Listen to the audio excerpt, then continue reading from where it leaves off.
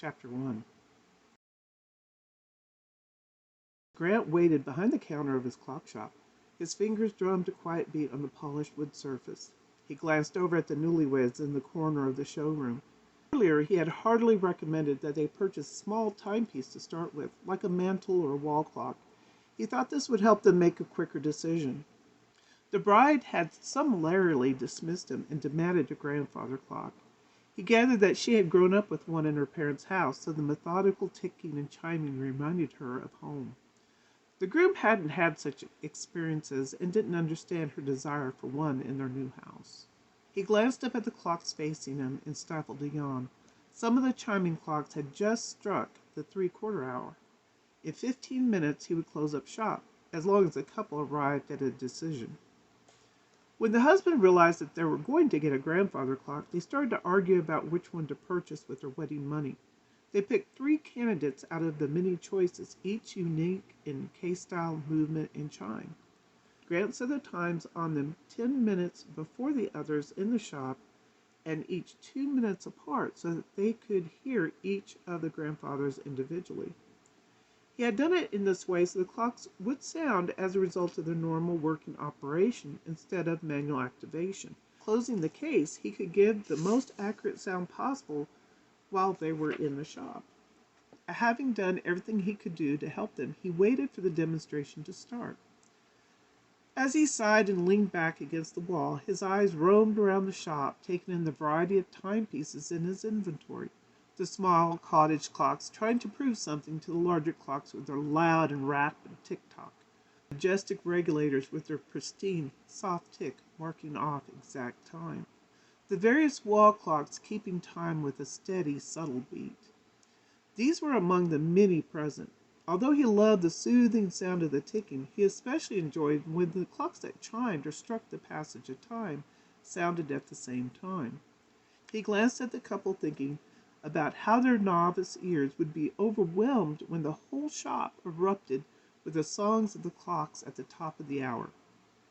His ears pricked as the first of the chosen grandfathers started to chime. The couple stopped arguing and listened, the bride in rapt attention, the groom with a critical air. Grant turned toward the front of the store as he heard the door chime activate. Blast, he thought. Should have locked up already. He was about to call out that he was closed when he noted the slight, pale woman who came into the store. She had a desperate air about her. Her tousled blonde hair had been hurriedly brushed. The dark circles under her eyes were untouched by makeup. Her eyes darted around at all the clocks hanging on the walls, on shelves, and the larger ones filling the floor space of the store. She looked curiously at the couple as the individual grandfathers chimed and struck alone. After standing a few minutes to look around the shop, she spotted him at the counter. "May I help you?" he asked as she approached. He smiled easily at her, expect female patrons to show interest in his appearance, although he couldn't imagine why. Someone had told him one time that he personified the term tall, dark, and handsome. They had pointed out the attraction of his dark, thick, wavy hair, touched at the temples by silver, broad brow, straight, narrow nose, and strong jaw. His face was untouched by the years, which always fooled people about his age. However, the woman was too distracted. She cast suspicious looks at all the clocks that surrounded her. Her hands with unpolished nails were ringing fervently. Her well-made clothes and shoes hinted at money, even though she wasn't made up like his typical wealthy clients.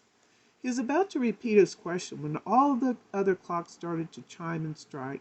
The woman jumped and looked around herself with jerky movements. To Grant, she looked like a wild animal trapped in a corner. She gathered herself enough to run to the counter. Before he could react, she reached over and grabbed his sleeve. After she glanced back at the couple, she leaned toward him to whisper in his ear, "Are they all running?" He pulled back in surprise.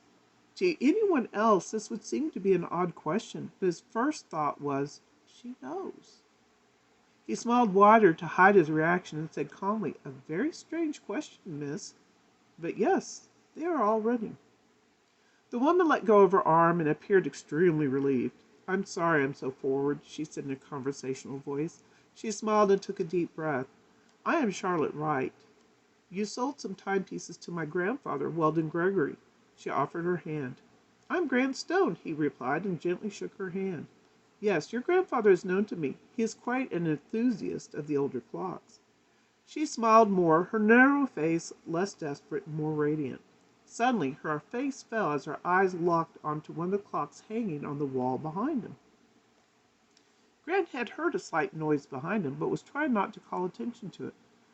"The clock is running," he thought. "Why is she awake?" Charlotte swallowed heavily, then spoke, her voice more strained and higher pitched. "I see those clocks are not for sale. Is there a reason?" Grant allowed himself to turn as if to look at all of them, but concentrated on the Gustav Becker wall clock that she had stared at. He saw a slight movement behind the section beveled glass. "Why is she awake?" He casually looked at Charlotte. "They are part of my personal collection. These particular clocks are my favorites." The woman continued to stare intently at the clock, her body tense and slightly shaking. "Can she see her?" Grant wondered to himself. They were interrupted as a newlywed couple approached the counter. The groom stuck out his hand to shake Grant's hand. "Thank you for your time and help," he said as they shook hands. "I have convinced my bride that your shop is closed and we can finalize our decision at home." "We are definitely interested in one of the 3 grandfather clocks," the bride said quickly. "Please hold those until we can choose." Grant nodded slightly and smiled. "I will hold them for 3 days," he said quietly. "Thank you." The bride smiled brightly at him as her husband led her out. She walked slowly toward the exit as she gazed around at the other clocks in captivated bliss. At the door, before she stepped out into the night, she called back, "We will be in touch."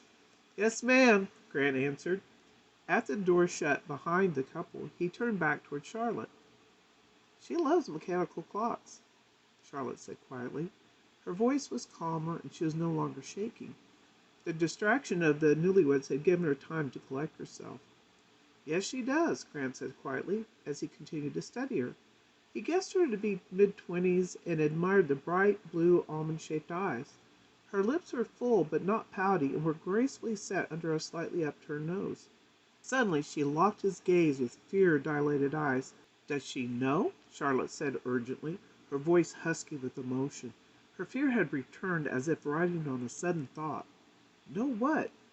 He refused to give anything away unless she knew at least the basics.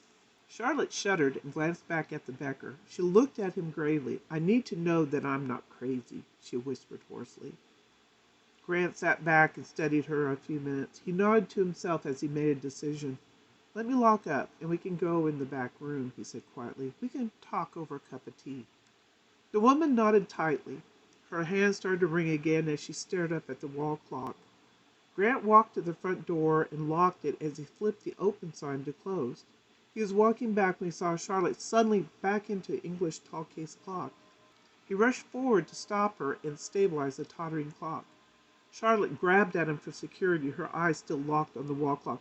"It's still running. Why is it moving?" Grant glanced up at the clock. She can't see them, he thought with certainty. He gently extracted himself from her grip and slipped behind the counter.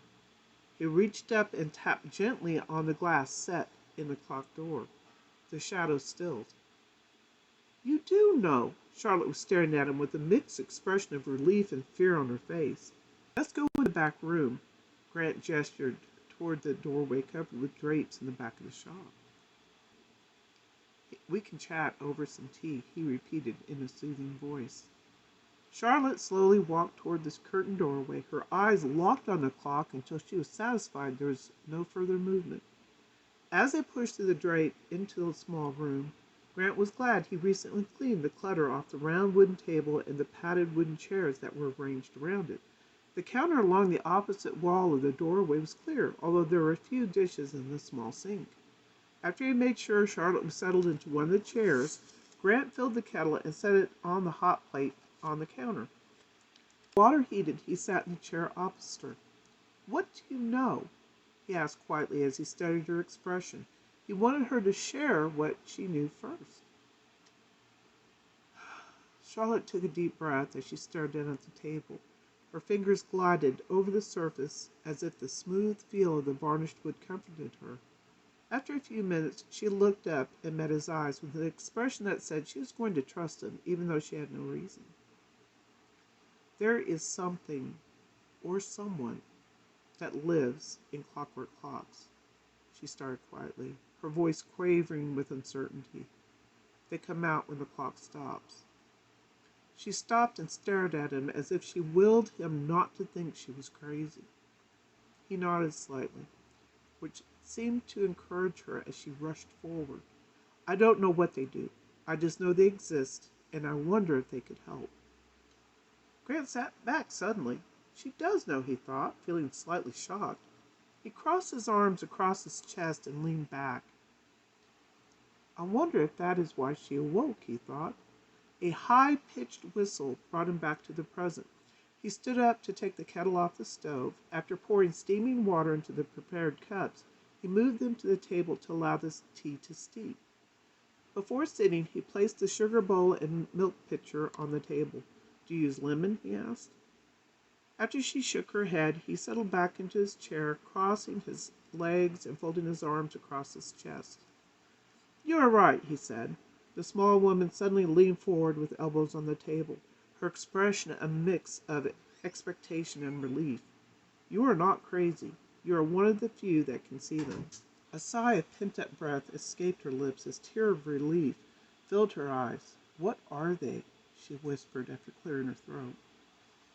I call them time wraiths, he said gently. Time wraiths? Time wraiths, she repeated as if tasting the words. Are they good or evil? Like any other population of beings, there are those that are good and those that are evil. Where do they come from? We are not sure, Grant said with a slight shrug. They have always been around as far as we know. Who is we? We are those that can see these beings. We are a loose-knit society that works to try to keep the perception of time in balance. Some of us call ourselves timekeepers. My grandfather is a member of the NAWCC, she said as she looked around the room. Are you associated with organizations like them? She met his gaze again. Organizations like the National Association of Watch and Clock Collectors, also known as NAWCC, British Horological Institute, and other national associations indirectly help us. Many of us are members of those groups, but they are not aware of our roles as timekeepers or the time race. How do the associations help? She asked curiously. Grant smiled at her. By educating the public. They help keep the antique clocks active. With the clock shows, exhibits, publications, they show people a sample of the vast array of different types of clocks. This allows people to learn more about clocks and to have a piece of working history. Charlotte smiled as she saw his passion for the antique clocks. He noticed and felt he had to explain. These pieces outlive their makers by hundreds of years and still work. And with care, they can keep working even longer. So the associations help timekeepers by having more people keeping the antiques clock active.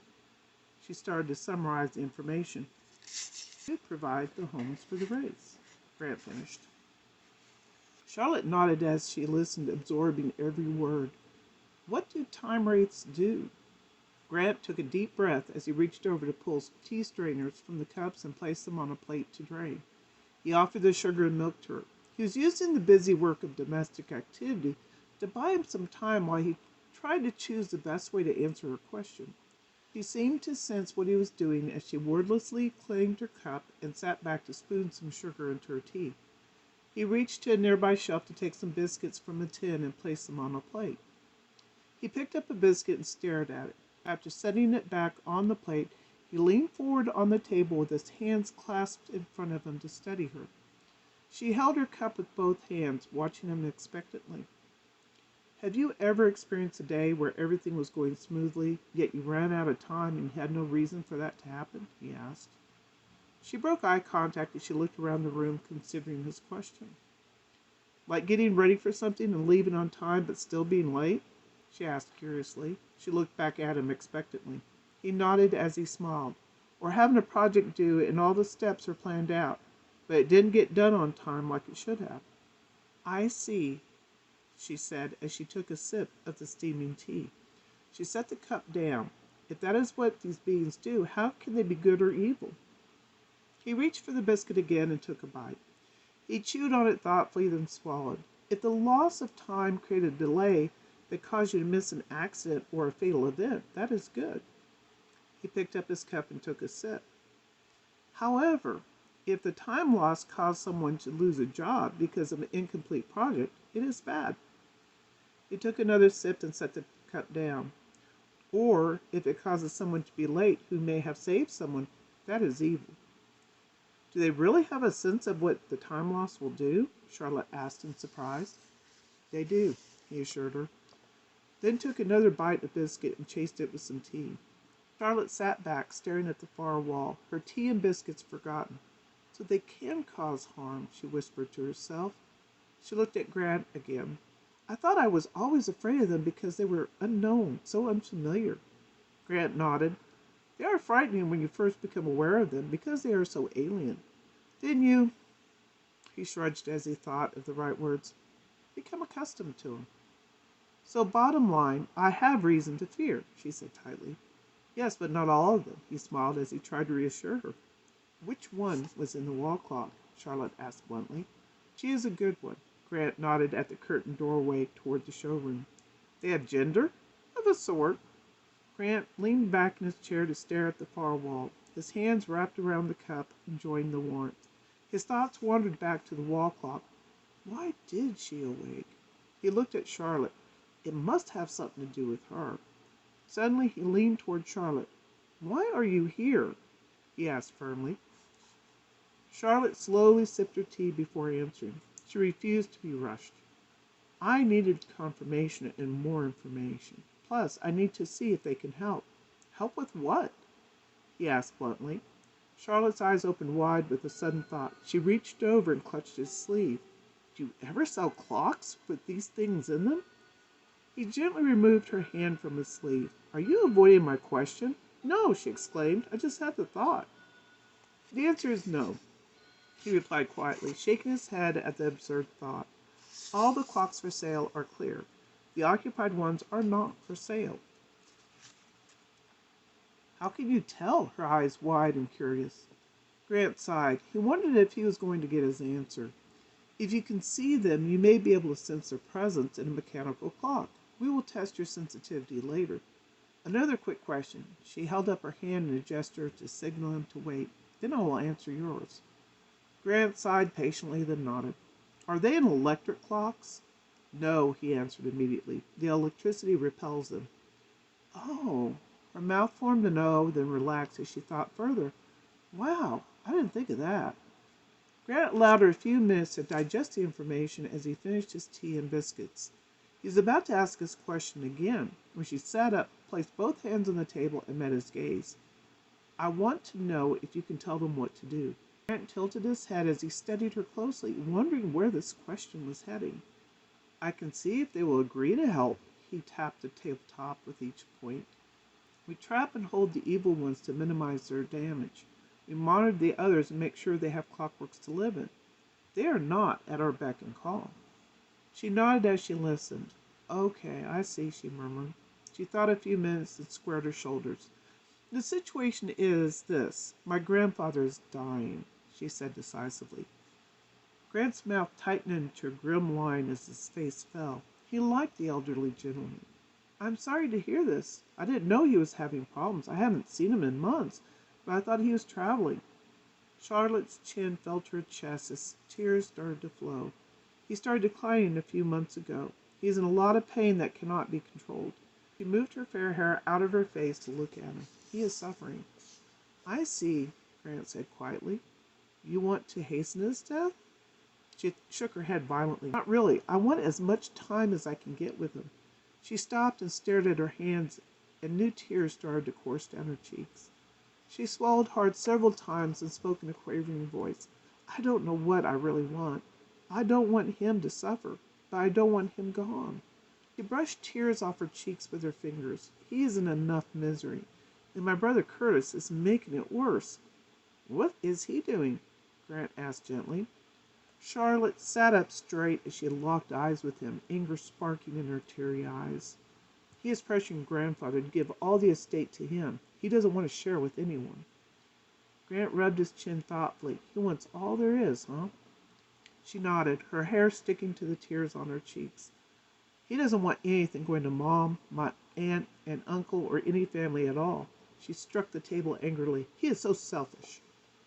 Grant studied her further, trying to see her hidden motives. He sensed her actual request was still unspoken, but he felt that she may not be aware of what she was seeking. Was this request to help her grandfather the actual reason? Or was she drawn to his shop to start her apprenticeship? He pursed his lips as he thought of the fact that there had never been a female keeper in recorded history. He put that thought aside as he sat back and crossed his arms over his chest and waited. After a few minutes, Charlotte looked at Grant and back down at the table. That is the situation. My brother is hounding Grandfather, increasing his misery in his last days. What can be done? What can the time race do? She cried as she hit the table in frustration. Grant's attention was drawn to the curtained doorway. He was sure he had heard an echo to the impact of Charlotte's fist on the table coming from the showroom. As he watched, a black, wispy shadow flowed through. After the entire form assembled, a being with spindly arms and legs, skeletal torso, and long flowing hair could be seen.